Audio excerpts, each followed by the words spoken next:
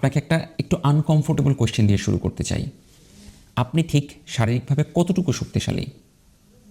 আমি জানি যারা শুনছেন অধিকাংশ মানুষ বলবেন আমি জানি না, অনেকে বলবেন আমি তো জিমে যাই না।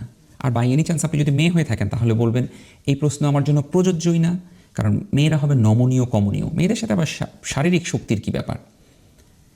সারপ্রাইজিং যেটা ফ্যাক্ট সেটা হলো লেটেস্ট রিসার্চ উঠে এসেছে আপনি কত বছর বাঁচবেন এবং যত বছর আপনি বেঁচে থাকবেন সেখানে আপনার কোয়ালিটি অফ লাইফ কেমন হবে, আপনি কী কী রোগে আক্রান্ত হবেন, এই সব কিছুর সাথে আপনার ফিজিক্যাল স্ট্রেংথের একটা খুব গভীর সম্পর্ক রয়েছে।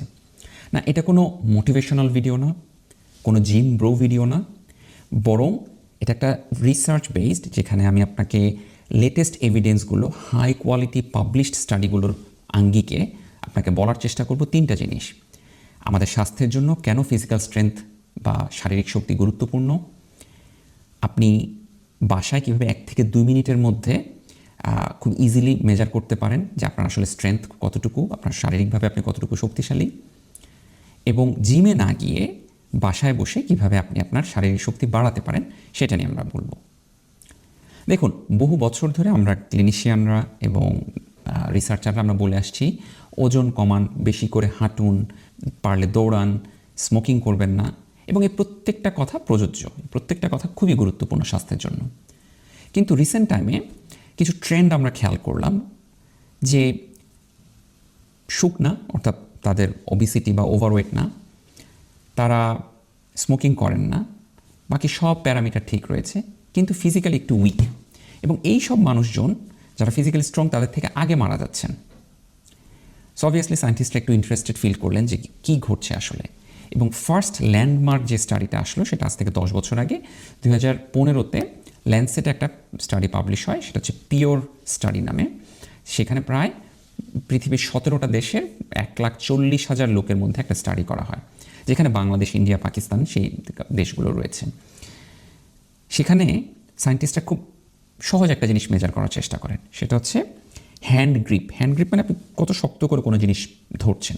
এই হ্যান্ড গ্রিপের সাথে আপনার হেলথের বিভিন্ন প্যারামিটারের সম্পর্ক দেখার চেষ্টা করলেন, এবং খুব মজার ব্যাপার দেখা গেল যে যাদের hand grip hand grip is an indicator of your physical strength, আপনি যত শক্তিশালী হবেন তত আপনার হ্যান্ড গ্রিপ স্ট্রং হবে।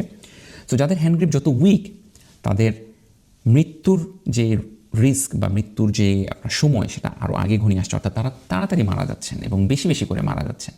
এবং শুধু মৃত্যু না, তাদের হার্ট ডিজিজ অর্থাৎ হার্ট অ্যাটাক এবং স্ট্রোক, ডায়াবেটিস, এগুলোর রিস্কও বেড়ে যাচ্ছে। এবং আরও মজার ব্যাপারের বিষয় হচ্ছে, আমরা সবাই জানি কোলেস্টেরল কন্ট্রোল করা কতটুকু ইম্পর্টেন্ট, ব্লাড প্রেশার কন্ট্রোল করা কতটুকু ইম্পর্টেন্ট, কিন্তু ওই স্টাডিতে দেখা গিয়েছে যে এই কোলেস্টেরল এবং ব্লাড প্রেশার থেকেও হ্যান্ড গ্রিপের আপনি কত বছর বেঁচে থাকবেন সেটা প্রেডিক্ট করার ক্ষমতা বেশি, অ্যাকর্ডিং টু স্ট্যাটিস্টিক্স। সো সবাই তো একটু পাজল হয়ে গেলেন যে কী ব্যাপার, হচ্ছেটা কি? কারণ বাকি জিনিসগুলো নিয়ে তো আমরা অনেক বেশি গুরুত্ব দিই, আপনার রোগীদের সাথে, সাধারণ মানুষের সাথে আমরা তো অনেক বেশি অ্যাডভাইস দিই, কিন্তু স্ট্রেংথ নিয়ে তো আমরা কোনো কথা বলছি না। এখন স্বভাবতই আপনার প্রশ্ন আসতে পারে, এবং সায়েন্টিস্টদের মনে প্রশ্ন এসেছে যে এটা তো মাত্র একটা স্টাডির ফাইন্ডিংয়ের উপরে আমরা সব কিছু বদলে ফেলবো, আমরা আমাদের ক্লিনিক্যাল আপনার প্র্যাকটিস পরিবর্তন করে ফেলবো না। সো তাহলে আরও স্টাডি হওয়া প্রয়োজন, এবং পৃথিবীর বিভিন্ন প্রান্তে এই ফিজিক্যাল স্ট্রেংথের উপরে আরও বেশ অনেকগুলো স্টাডি পাবলিশ হয়। এবং গত কয়েক বছর আগে এই সবগুলো স্টাডি যারা পাবলিশ হয়েছে সবগুলো স্টাডিকে একসাথে জড়ো করা হয়, যেটাকে আমরা বলি সিস্টেম্যাটিক রিভিউ, এবং সবগুলো স্টাডির যেই রিপোর্ট সেটাকে স্ট্যাটিস্টিক্যালি একসাথে জোড়া লাগানো হয়, যেটাকে আমরা বলি মেটা অ্যানালাইসিস। সো সেই রকম একটা সিস্টেম্যাটিক রিভিউ এবং মেটা অ্যানালাইসিস থেকে দেখা গেল ওই যে পিওর স্টাডিতে যে কথাটা বলা হয়েছে, এটা প্রায় 2 মিলিয়ন মানে কত, 20 লাখ লোকের মধ্যে এই সবগুলো স্টাডিকে যখন জড়া করা হয়েছে, সেখানেও এই রেজাল্টগুলো সত্য, সেখানেও এই একই জিনিসপত্র দেখা যাচ্ছে। অন টপ অফ দ্যাট, সেখানে যেটা দেখা গিয়েছে, যারা অলরেডি ডায়াবেটিসে আক্রান্ত, যারা অলরেডি হার্ট ডিজিজে আক্রান্ত, অর্থাৎ তাদের কোনো না কোনো একটা হার্টের সমস্যা আছে, তাদের মধ্যেও যাদের ফিজিক্যাল স্ট্রেংথ বেশি, সেই ফিজিক্যাল স্ট্রেংথটা তাদের মৃত্যুর যে সময় বা মৃত্যুর যে আপনার যে প্রবাবিলিটি সেটা কমিয়ে দিচ্ছে। এবং শুধু তাই না, তাদের কোয়ালিটি অফ লাইফ, অর্থাৎ তারা যে কয় বছর বেঁচে থাকছেন, আপনি কি ফাংশনাল কিনা, নাকি আপনি অন্যের উপরে ভর করে আপনাকে চলতে হচ্ছে, আপনি কি নিজের কাজ নিজে মানে দৈনন্দিন যে প্রাত্যহিক যে কাজ সেগুলো করতে পারছেন কিনা, এই প্রত্যেকটা প্যারামিটারে ফিজিক্যালি স্ট্রেংথ স্ট্রং যে মানুষরা যারা আছে তারা এগিয়ে।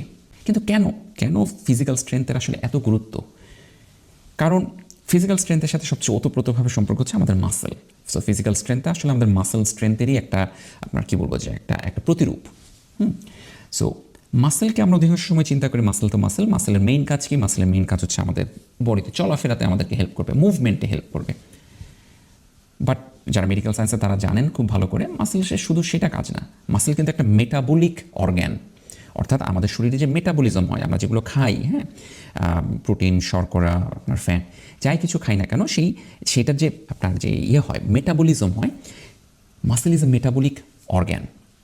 স্পেশালি কার্বোহাইড্রেট বা শর্করা জাতীয় যে খাবার, সেটার মেটাবলিজমের জন্য মাসেলের খুব ইম্পর্টেন্ট ভূমিকা রয়েছে। শুধু তাই না, আমাদের শরীরে যে ইনফ্ল্যামেশন বা প্রদাহ হয় সেটাকে রিডিউস করার জন্য মাসেলের ভূমিকা রয়েছে। ইনসুলিন রেজিস্ট্যান্সের নাম সবাই হয়তো শুনেছেন। ইনসুলিন রেজিস্ট্যান্স যখন হয়, অর্থাৎ আপনার ইনসুলিন ঠিকমতো কাজ করতে পারছে না, বডিতে ইনসুলিন ঠিকমতো প্রোডাকশন হচ্ছে কিন্তু কাজ করতে পারছে না, যেটার কারণে ডায়াবেটিস হয়, সেটার সাথেও মাসেলের সম্পর্ক রয়েছে। সো যার মাসেল যত বেশি ফাংশনাল মেটাবলিক্যালি, তাদের ডায়াবেটিস হওয়ার, ইনসুলিন রেজিস্ট্যান্স হওয়ার চান্স ততটুকু কম। আরও ইম্পর্টেন্ট ব্যাপার হচ্ছে আমাদের বয়স বাড়ার সাথে সাথে এবং বিভিন্ন শারীরিক অসুস্থতার সাথে সাথে আমাদের কিন্তু ওভারঅল মাসেল মাস, অর্থাৎ মাসেলের যেই আপনার যে ওজন বা মাসেলের যেই আপনার যে ওভারঅল যেই আয়তন, সেটা কিন্তু কমতে থাকে।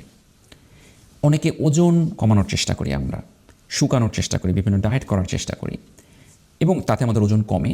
কিন্তু আপনি কি জানেন, যখন ওজন কমে আমরা ভাবি যে মনে হয় ফ্যাট আগে বার্ন হয়। না, ফ্যাট বার্ন হওয়ার আগে আপনি যদি আসলে মাসেলের প্রতি যত্নশীল না হন, আগে আপনার মাসেল মাস কমে যাবে, অর্থাৎ আপনার মাসেল সংকুচিত হয়ে যাবে, তারপরে গিয়ে সে বডি আমাদের ফ্যাটে স্টোরেজে গিয়ে হানা দেবে। সো এইভাবে বডির বিভিন্ন চেঞ্জ, একইভাবে আপনি যদি অসুস্থ হন কোনো কারণে যদি আপনি শুয়ে বসে থাকেন, সেসব কারণেও কিন্তু আপনার মাসেল লস হতে থাকে এবং সেটার কারণে অবভিয়াসলি অন্যান্য যে metabolic disease, diabetes, heart disease, সেগুলোর আপনার রিস্ক বেড়ে যায়। মাসেল যদি কমে যায় সেই ক্ষেত্রে আপনার মুভমেন্টে সমস্যা হবে, আপনার বডির যে ব্যালেন্স সেখানে সমস্যা হবে, অর্থাৎ আপনি পড়ে যেতে পারেন, ফ্র্যাকচার হতে পারে, বিভিন্ন ধরনের সমস্যা হতে পারে, যেটার কারণে আপনার যে মানে এই যে পড়ে যাওয়ার ভয়ের কারণে তো আপনি তো প্রাত্যহিক কাজ করতে পারবেন না, নিজের কাজটা নিজেটুকু করতে পারবেন না।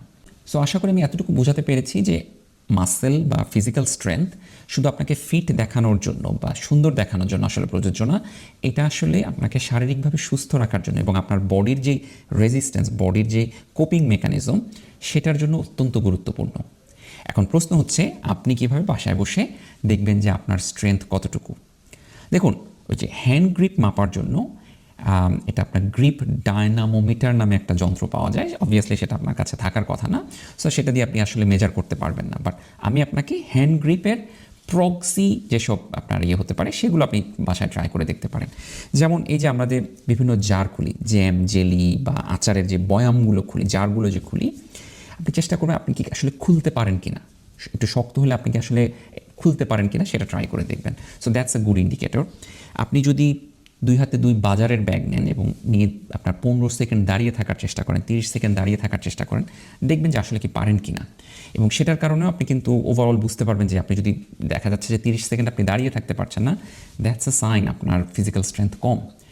আরেকটু যদি আপনি ইনোভেটিভ ওয়েতে চিন্তা করতে চান যে কীভাবে বাসায় করা যায়, সেটা হতে পারে যে আপনি আমি যেভাবে বসে আছি সেভাবে বসে হাত দুটোকে এইভাবে করে রাখবেন, অর্থাৎ হাতের উপরে কোনো আপনার কোনো ভর দিতে পারবেন না, এবং সেভাবে করে যদি আপনি উঠা বসা করেন, কতবার? 10 বার আপনি উঠা বসা করবেন, উঠবেন, বসবেন, কোনো কিছু না ধরে আপনার হাত এখানে বাঁধা থাকবে। আমি উঠছি না কারণ আমি হাফ প্যান্ট পরা নিচে, সো দেখে ফেলবেন, এই জন্য উঠছি না। আপনি যদি 15 সেকেন্ডের মধ্যে এই 10 বার কোনো প্রকার হাতের উঠা বসা মানে হাত টাচ না করে বা ভর না দিয়ে উঠা বসা করতে পারেন, দ্যাটস অ্যান ইন্ডিকেশন যে আপনার আসলে লোয়ার বডির যে স্ট্রেংথ সেটা ভালো, হুইচ ইজ ভেরি গুড। যদি সেটা আপনি না পারেন, 15 সেকেন্ডের মধ্যে যদি ভাবে 10 বার উঠা বসা না করতে পারেন বা হাঁপিয়ে যান বা কোনো কারণে ধরে ফেলেন, দ্যাট মিনস আপনার আসলে লোয়ার বডির যে স্ট্রেংথ সেখানে সমস্যা রয়েছে। এছাড়াও আপনি যেটা করতে পারেন, বাসায় চালের বস্তা আছে, চালের বস্তা বলতে আমি আপনার 20-25 কেজির কথা বলছি না, তাহলে আবার ফ্র্যাকচার হয়ে যেতে পারে, অন্য সমস্যা হতে পারে।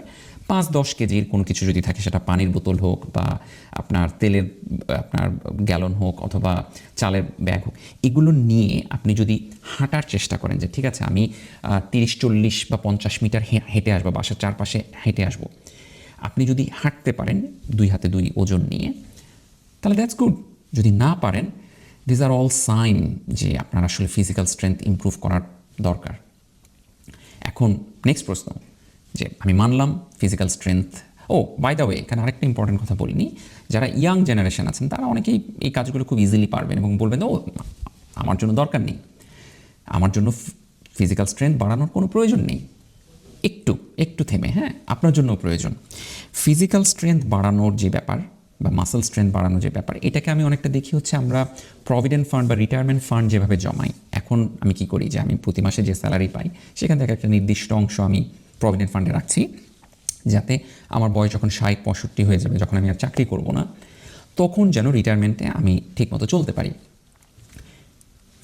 আপনার যে মাসেল স্ট্রেংথ বা ফিজিক্যাল স্ট্রেংথ বাড়ানোর যে স্ট্রেংথ ট্রেনিংটাকে আমি ঠিক সেইভাবে স্বাস্থ্যের জন্য একটা রিটায়ারমেন্ট প্ল্যান হিসেবে চিন্তা করি।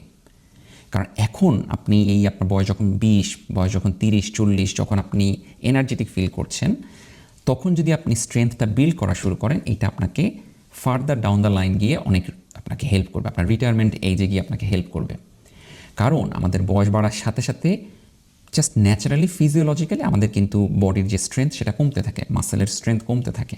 যতক্ষণ পর্যন্ত না সেটাকে আমরা ট্রেন না করছি ততক্ষণ পর্যন্ত কমতে থাকবে। সো এই জন্য খুব আর্লি এইজ থেকে আপনি যদি স্ট্রেংথ ট্রেনিংয়ের সাথে অল্প অল্প করে করতে থাকেন সেটা খুবই দরকার। সো এটা আপনার জন্য প্রযোজ্য। এখন যেটা বলছিলাম যে কিভাবে আপনি বাসায় বসে করবেন, অনেকেই স্ট্রেংথ ট্রেনিং বলতে ওই যে জিম ব্রো এরকম বড় বড় মাসেল সেই না, আমরা সেটা নিয়ে কথা বলছি না। কেউ যদি সেটাতে ইন্টারেস্টেড হয়ে থাকেন প্লিজ আপনি সেটা করেন, বাট আমি যেটা বলছি সেটা সাধারণ আপনার মানুষের জন্য, যেখানে মেয়েরা আপনারাও কিন্তু ইনক্লুডেড, মহিলারা আপনারাও ইনক্লুডেড। কারণ আপনাদেরও একই জিনিস দরকার, বায়োলজি কিন্তু ছেলে মেয়ে আলাদা করে না। সো স্ট্রেংথ আমার জন্য যেরকম দরকার আপনার জন্য সেরকম দরকার। তো আমরা জিমে না গিয়ে বাসায় কীভাবে অল্প অল্প করে নিজেদের স্ট্রেংথটাকে বাড়াতে পারি, এবং অল্প অল্প করে, কারণ I am talking about compounding interest. আপনি 1 মাস এই এক্সারসাইজগুলো করবেন এবং এরপর আপনাকে সবাই বলবে ওয়াও ব্রো তুমি তো জিমে যাচ্ছ, কত বড় তোমার মাসল ফুলে গিয়েছে, সেরকম কিছু না। জাস্ট নিজে ফিট থাকার জন্য কী করতে পারেন, বেশ কিছু এক্সারসাইজ রয়েছে। যেমন এই এক্সারসাইজগুলো আমি অবভিয়াসলি আপনাকে দেখাচ্ছি না, আমি কিছু নাম বলে দিচ্ছি, আপনি জাস্ট গুগল করে দেখবেন অথবা আপনি ইউটিউবে দেখবেন, আর আমি চেষ্টা করবো ছবিগুলো দিয়ে দিতে। যেমন খুব ইজি একটা এক্সারসাইজ হচ্ছে স্কোয়াট হচ্ছে মানে উঠা বসা। স্কোয়াটের ছবি আমি এখানে কোনো স্ক্রিনে কোনো একটা জায়গায় দিয়ে দেবো। আপনি যদি এইভাবে করে স্কোয়াট করেন, পুশ আপ, আমাদের বডির নিজের যে ওয়েট, আপনার বডির ওয়েট যদি আপনি নিজে পুশ আপ যেটা দেয় আমরা, হ্যাঁ, বুক ডন দেওয়া যেটাকে বলে, আপনি যদি পুশ আপ দিতে পারেন, দ্যাটস এ এক্সেলেন্ট এক্সারসাইজ আপনার স্ট্রেংথ বাড়ানোর জন্য। অনেকে আই এম শিওর যে হঠাৎ করে পুশ আপ দিতে পারবেন না। যদি আপনি সেটা না পারেন তাহলে ওয়াল পুশ আপ দেবেন, অর্থাৎ যেটা আপনি মাটিতে দেওয়ার কথা সেটা ওয়ালে আপনি এভাবে করে পুশ আপ দেওয়ার চেষ্টা করবেন। নেক্সট আরেকটা খুব হতে পারে প্ল্যাঙ্কেরও ছবি দিয়ে দিচ্ছি। প্ল্যাঙ্ক আপনার স্ট্রেংথ বাড়ানোর জন্য আপনার বডি ওয়েটকে ব্যবহার করবে, আপনার কোনো জিমের ইনস্ট্রুমেন্ট দরকার নেই। অ্যাগেইন প্ল্যাঙ্ক হয়তো সবাই পারবেন না, যদি আপনি না পেরে থাকেন তাহলে এটাকে আমরা বলি নি প্ল্যাঙ্ক, অর্থাৎ আপনি নিটাকে ফ্লোরে টাচ করে করবেন, সেটা করতে পারেন। আর বাসায় অল্প বিস্তর যেসব আপনার যদি দুটো ডাম্বল থাকে সেগুলো দিয়ে যদি আপনি কিছু এক্সারসাইজ করেন, কিছু ওয়েট ট্রেন করেন, এবং ইউটিউবে এরকম হাজার ভিডিও রয়েছে যে কীভাবে আপনি বাসায় খুব ইজিলি কোনো ইনস্ট্রুমেন্ট ছাড়া আপনার স্ট্রেংথ ট্রেনিং করতে পারেন। আরেকটা ইম্পর্টেন্ট এক্সারসাইজ হতে পারে সেটা হচ্ছে এক পায়ে দাঁড়িয়ে থাকা, অর্থাৎ আপনি এক পায়েকে ব্যালেন্স করে যদি আরেক পায়ে দাঁড়িয়ে থাকেন, এটা আপনার লোয়ার বডির যে স্ট্রেংথ এবং যে ব্যালেন্স সেটা ঠিক করার জন্য খুব ইম্পর্টেন্ট। সো সেটাও বাসায় খুব ইজিলি করা সম্ভব। এগুলো প্রতিদিন আপনি যদি 10 থেকে 15 মিনিট 20 মিনিট করেন, এর বেশি দরকার নেই, কারণ আমরা সবাই বিজি, আমরা সবাই lazy. I am talking about অল্প অ্যামাউন্ট, যেটা কম্পাউন্ডিংলি আপনাকে আপনার বয়স যখন অনেক দূর যাবেন আপনি, তখন আপনাকে অনেক বড় বেনিফিট দেবে। সো অল্প করে শুরু করেন, এবং আপনি যদি আসলে আপনার স্বাস্থ্য নিয়ে সিরিয়াস হয়ে থাকেন, আপনার বাবা মার স্বাস্থ্য নিয়ে সিরিয়াস হয়ে থাকবেন, তাহলে স্ট্রেংথ ট্রেনিং এবং মাসেল স্ট্রেংথ, ফিজিক্যাল স্ট্রেংথ এই জিনিসটাকে মেডিসিন হিসেবে আজকে থেকে চিন্তা করবেন। এটা শুধুমাত্র জিম ব্রোদের এবং মাসেল বিল্ড করার জন্য এবং আপনার বডি বিল্ডারদের জন্য না। আজকে এতটুকু থাকুক, সবাই ভালো থাকবেন। আসসালামু আলাইকুম।